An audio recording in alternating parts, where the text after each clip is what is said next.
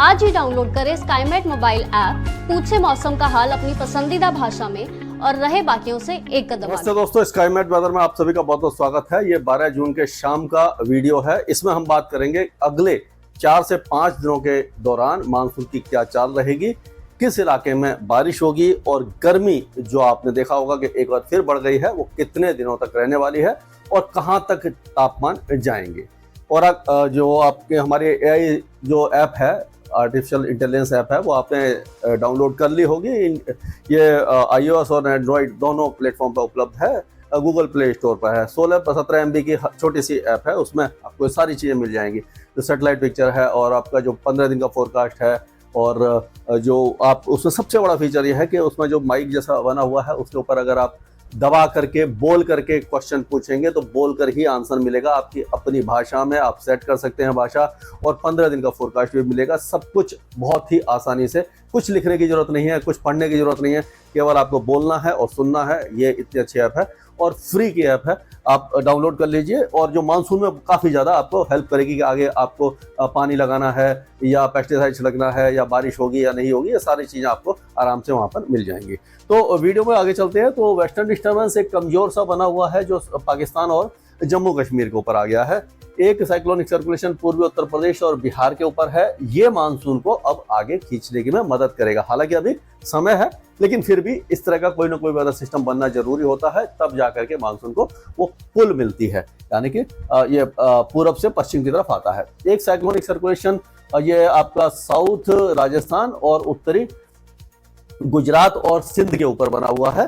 तो ये भी मानसून को गुजरात की तरफ खींचा है, इसी के कारण गुजरात में मानसून पहुंचा है। तो ये सारे फीचर्स आप देख सकते हैं। एक तरफ है जो पूर्वोत्तर भारत तक जा रही है साइक्लोनिक सर्कुलेशन से, और एक जा रही है उड़ीसा के दक्षिण भागों तक। तो इन सारे जो वेदर पैरामीटर्स हैं, यानी कि ये जो साइक्लोनिक सर्कुलेशन तरफ है, हवाओं की दिशा है और प्रेशर वगैरह है, वही निर्धारित करता है कि किस जगह का क्या तापमान होगा, किस तरह का वेदर होगा, कहाँ सूखा रहेगा, कहाँ बारिश होगी। तो इसी को एनालाइज करेंगे हम आगे चल करके कि क्या होने वाला है। तो ये पिक्चर है, ये दोपहर के आसपास की है। इसमें आप देखिए कि साउथ ईस्ट राजस्थान में, पश्चिमी मध्य प्रदेश, दक्षिणी मध्य प्रदेश में बादल हैं, पहाड़ों पर बादल ना के बराबर है। ये जो दिखाई दे रहा है ये बर्फ का पिक्चर है, यानी कि जो पहाड़ों पर बर्फ है उसको वो व्हाइट दिखना शुरू हो जाता है। और ये आप देखिए सब हिमालयन, वेस्ट बंगाल, सिक्किम और पूर्वोत्तर राज्यों में बादल हैं। दक्षिणी उड़ीसा और छत्तीसगढ़ के दक्षिणी भागों में, और आपका जो महाराष्ट्र है और साउथ इंडिया है, यहाँ पर भी काफी बादल छाए हुए हैं। और अगर हम देखें तो टेम्परेचर अब बढ़ना शुरू हो गए हैं। और आपने देखिए, आप ये 45 डिग्री 44 डिग्री के आसपास सभी इलाकों में, यहाँ पर तमाम इलाके जितने भी हैं आपके, ये आपके क्या कहते हैं, झारखंड से लेकर के उड़ीसा के उत्तरी भागों से लेकर के और ये पूर्वी उत्तर प्रदेश वगैरह, सारे इलाके काफ़ी ज़्यादा गर्म हो चुके हैं। अगर हम देखें तो प्रयागराज में लगातार 45 था, फिर 46, अब 47 पे पहुंच गया है प्रयागराज, यानी कि सीवियर हीट वेव कंडीशन पहुंच गई है।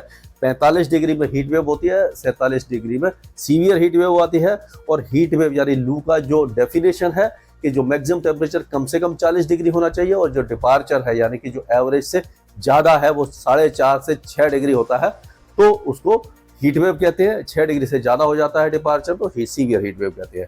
45 डिग्री पर अपने आप बिना किसी डिपार्चर के मतलब के हीट वेव डिक्लेयर हो जाती है। 47 पर सीवियर हीट वेव डिक्लेयर हो जाती है।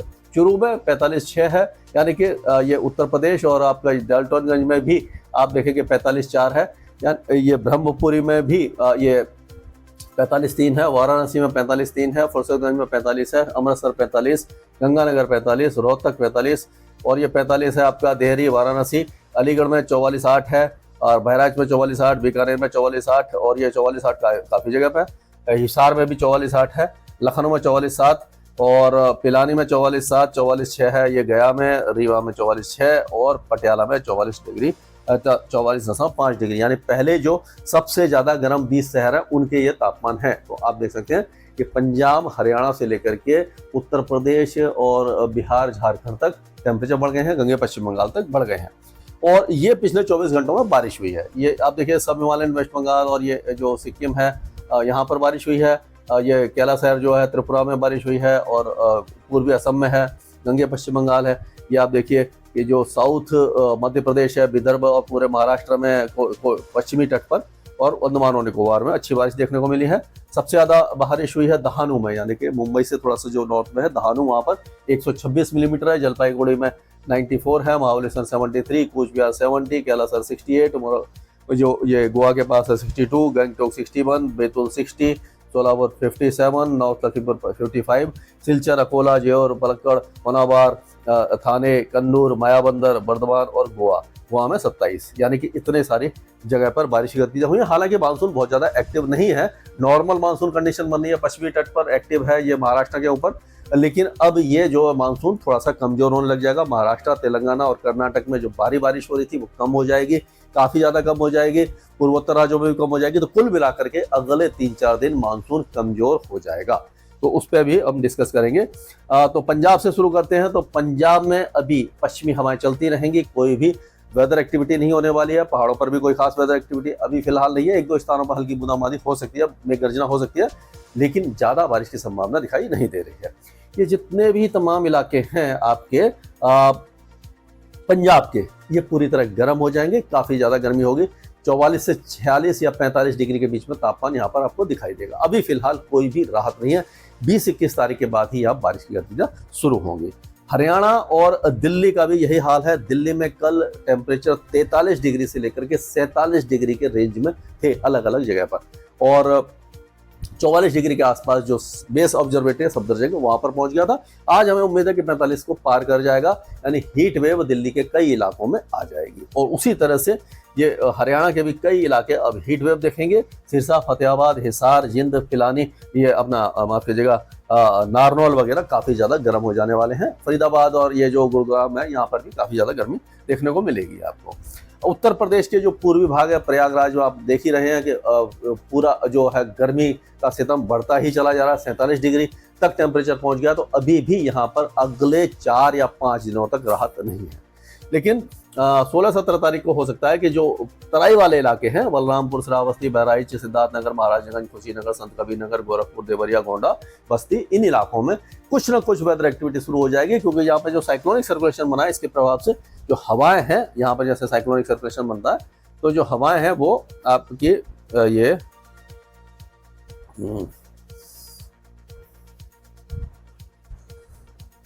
चल नहीं रहा, 1 मिनट।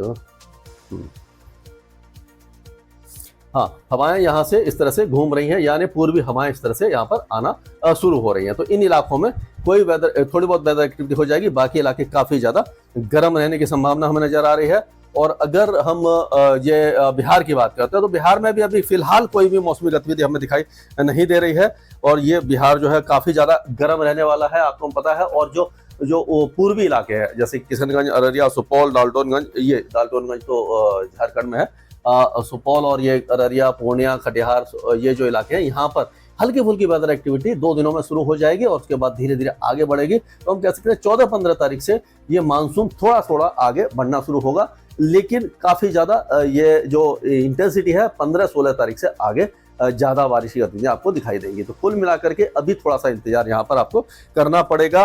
और ये जो आपका इलाका है यहाँ पर जैसे कि आप देखेंगे जो हवा है वो इस तरह से आएंगी, और यहाँ पर ये जो दक्षिणी इलाके हैं यहाँ तो पश्चिमी हवाएं आएंगी, तो ये पश्चिमी हवा है ये टेम्परेचर को बढ़ाएंगे, और यहाँ से जब घूमेंगी ये साइक्लोनिक सर्कुलेशन के कारण, तो इसके कारण क्या होगा कि यहाँ पर थोड़ा सा उमस भरी गर्मी आपको दिखाई देगी जो तराई वाले इलाके हैं उनमें। तो ये सारा हमने देखा, और अब देखते हैं कि ये अपना जो राजस्थान है, तो राजस्थान के जो पूर्वी इलाके हैं यहाँ पर पिछले 2 दिनों से बादल बने हुए हैं, और यहाँ पर अभी भी जयपुर, अलवर, दौसा, करौली, सवाई माधोपुर, टोंक, अजमेर, भीलवाड़ा, चित्तौड़गढ़, प्रतापगढ़, कोटा, बूंदी, बाना, झालावाड़, ये जो माधोपुर वगैरह, ये जो जितने भी इलाके हैं, राजसमंद वगैरह, इन इलाकों में मीडियम क्लाउड रहेंगे, बारिश की संभावना दिखाई नहीं दे रही है, लेकिन कुछ ना कुछ थोड़ा सा उमस सी बन जाएगी, थोड़ा सा गर्मी बढ़ जाएगी, इस तरह का माहौल रहेगा। बाकी इलाके काफी ज्यादा गर्म हो जाने वाले हैं, क्योंकि यहाँ पर हवाएं जो है वो पश्चिमी चल रही हैं, और ये नीचे के वाले इलाकों में यहाँ से यानी कि अरब सागर से आ रही है, तो इसलिए इस इलाके में बादल छाए हुए हैं, और यहाँ पर मौसम साफ है और काफी ज्यादा गर्म है, यानी कि बीकानेर, गंगानगर, हनुमानगढ़, चूरू, जोधपुर, जैसलमेर, बाड़मेर, नागौर, ये जो इलाके काफी ज्यादा गर्म हो जाएंगे। अब मध्य प्रदेश की बात करते हैं, तो मध्य प्रदेश में जो बारिश की गतिविधियां हैं वो दक्षिण पश्चिमी मध्य प्रदेश में और दक्षिणी मध्य प्रदेश में ये आपको दिखाई देंगी। झाबुआ, अलीराजपुर, बड़वानी, धार, इंदौर, खांडवा, खरगोन, देवास, हरदा, होशंगाबाद, बैतूल, छिंदवाड़ा, सिवनी, बालाघाट, मांडला, डिंडोरी, नरसिंहपुर, ये जो इलाके हैं यहाँ पर हल्की फुल्की बौछारें या बादल छा सकते हैं। बाकी इलाके काफी ज्यादा गर्म होने वाले हैं। ये सीधी, रीवा, संगरौली, पन्ना, टीकमगढ़, ये काफी ज्यादा, छतरपुर वगैरह बहुत ज्यादा गर्म हो जाएंगे। और छत्तीसगढ़ में भी अभी जो वेदर एक्टिविटी है वो दक्षिणी छत्तीसगढ़ में ही थोड़ी बहुत होगी। उत्तरी छत्तीसगढ़ जो है वो काफी ज्यादा गर्म रहने वाला है। और झारखंड में भी कोई मौसमी गतिविधि हमें दिखाई नहीं दे रही है अगले 3 से 4 दिनों के बीच। ये 15-16 तारीख से जो ये साहेबगंज, गोड़ा, पाकुड़, दुमका, देवघर, यहाँ पर कुछ वेदर एक्टिविटी हो सकती है। बाकी इलाके सूखे और गर्म ही बने रहेंगे। उड़ीसा में भी अभी फिलहाल बारिश की गतिविधियां ना के बराबर दिखाई दे रही हैं। अगर हम आपको दिखाएं ये जो पिक्चर है, ये देखिए यहाँ से 11 तारीख से ये दिखा रहा है, वेदर दिखा रहा है। 12 तारीख, ये 13 तारीख, ये थोड़ी, ये देखिए बिहार के उत्तरी भागों में आई, 14 को थोड़ा सा और नीचे आई, गंगे पश्चिम बंगाल तक नहीं आया है। 15 तारीख, 16 तारीख में ये गंगे पश्चिम बंगाल, बिहार, झारखंड और ये छत्तीसगढ़ वगैरह, और फिर ये देखिए 17-18 तारीख तक उत्तर प्रदेश में पहुंचा।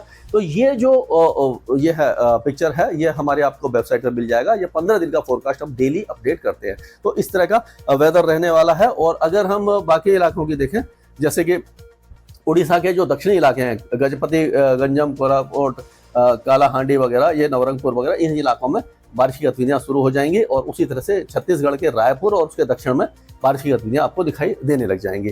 तो इस तरह का माहौल रहने वाला है। और अगर हम ये गुजरात की बात करते हैं तो गुजरात में एक बार फिर से, क्योंकि जो साइक्लोनिक सर्कुलेशन है वो अहमदाबाद तक बारिश, बड़ौदा, अहमदाबाद और ये भावनगर, सूरत, वलसाड़, नवसारी, पंचमहल, डांग, ये जो इलाके हैं यहाँ पर बारिश की गतिविधियां थोड़ी सी बढ़ सकती हैं। और लेकिन ऐसा नहीं है कि झमाझम बारिश होगी। अभी मानसून तो है लेकिन बहुत ज्यादा कमजोर है। ये 1-2 दिनों तक इस तरह की बारिश आपको यहाँ पर दिखाई देगी।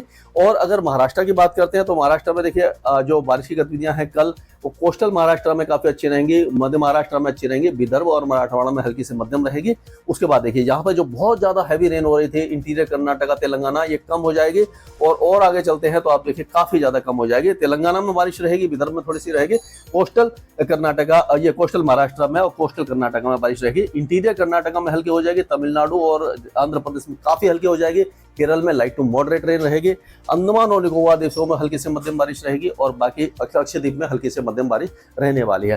पूर्वोत्तर राज्यों में एक बार फिर से बारिश की गतिविधियां थोड़ी सी बढ़ सकती हैं और मॉडरेट शावर के साथ 1-2 हैवी स्पेल हो सकते हैं। स्काईमेट वेदर में अभी के लिए इतना है। मौसम से जुड़ी सटीक जानकारी और खबरों के लिए हमारे YouTube चैनल को सब्सक्राइब करें और बेल आइकन दबाकर हर खबर पर रखें नजर।